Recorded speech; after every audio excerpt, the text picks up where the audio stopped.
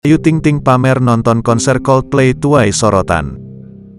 Penyanyi dangdut dan presenter Ayu Ting Ting terlihat datang menonton konser Coldplay pada Rabu, tanggal 15 November tahun 2023.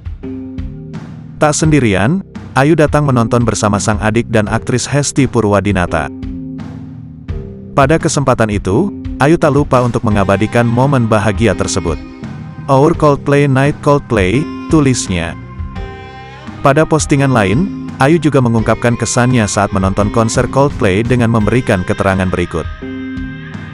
"Terkeren, pertama kali nonton langsung dibuat terpukau olehnya Coldplay, EGK bisa berwot-wot pokoknya. See you in the next concert brah," tulisnya.